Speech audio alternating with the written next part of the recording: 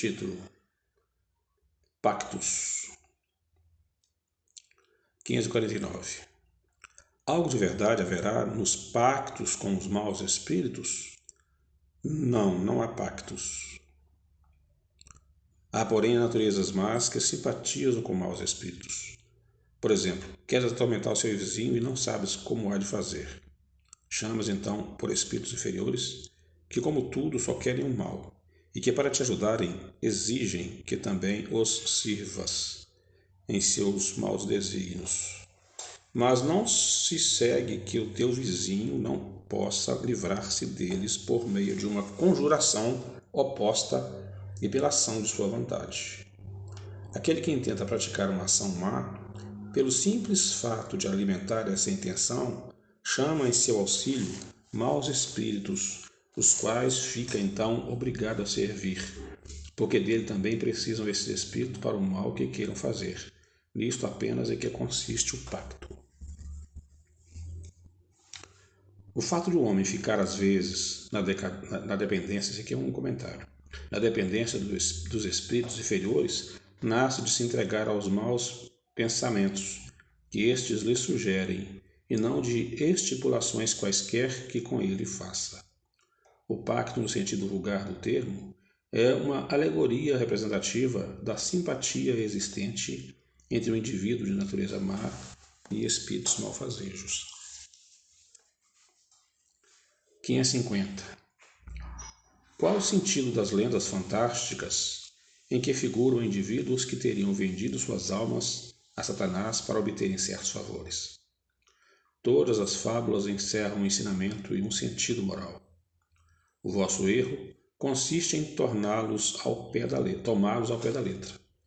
Isso que te referes a uma alegoria que se pode explicar desta maneira. Aquele que chama em seu auxílio os espíritos para deles obter riqueza ou qualquer outro favor, rebela-se contra a providência. Renuncia à missão que recebeu e às provas que ele cumpre suportar neste mundo. Sofrerá na vida futura as consequências desse ato. Não quer isso dizer que sua alma fique para sempre condenada à desgraça.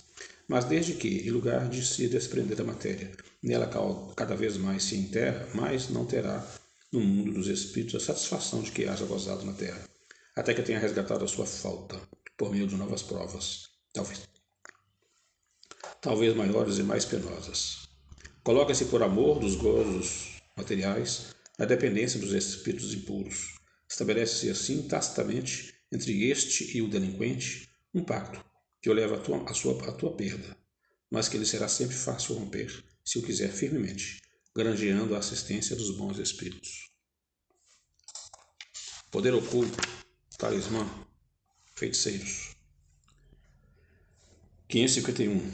Pode um homem mau, com auxílio de um mau espírito, que ele seja dedicado a fazer o mal ao seu próximo? Não, Deus não permitiria. 552.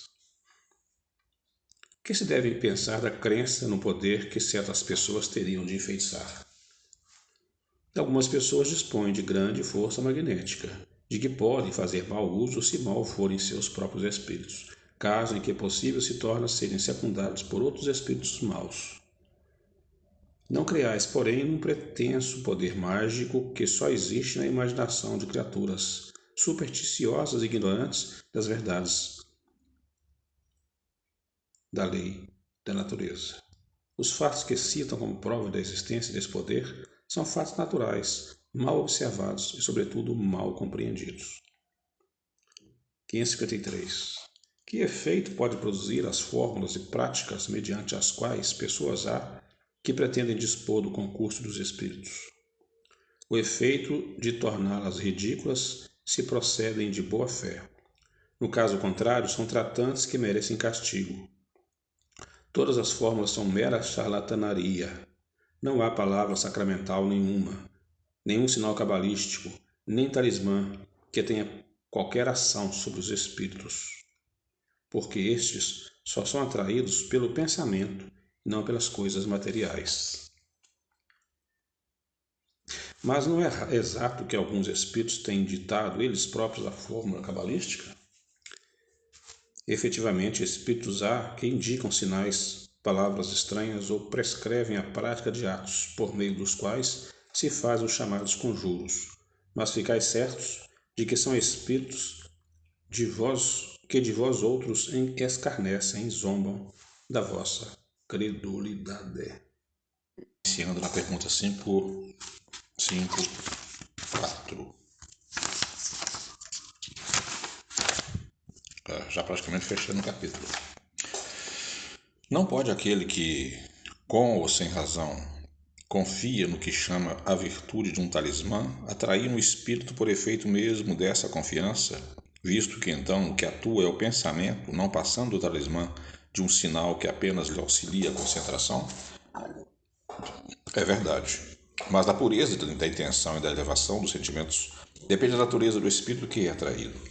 Ora, muito raramente, aquele que seja bastante simplório para acreditar na virtude de um talismã deixará de colimar um fim mais material do que moral. Qualquer, porém, que seja o caso, essa crença denuncia uma inferioridade e uma fraqueza de ideias que favorecem a ação dos espíritos imperfeitos e escarninhos. 555. Que sentido se deve dar ao qualificativo de feiticeiro? Aquele a quem chamais feiticeiros são pessoas que, quando de boa fé, gozam de certas faculdades, como sejam a força magnética ou dupla vista. Então, como fazem coisas geralmente incompreensíveis, são tidas por dotadas de um poder sobrenatural. Os vossos sábios não têm passado muitas vezes por feiticeiros aos olhos dos ignorantes? Comentário. O Espiritismo e o Magnetismo nos dão a chave de uma imensidade de fenômenos, sobre os quais a ignorância teceu um sem número de fábulas em que os fatos se apresentam exagerados pela imaginação. O conhecimento lúcido dessas duas ciências, que, a bem dizer, formam uma única, mostrando a realidade das coisas e suas verdadeiras causas, constitui o melhor preservativo contra as ideias supersticiosas, porque revela o que é possível e o que é impossível, o que está na lei da natureza e o que não passa de ridículas crendices.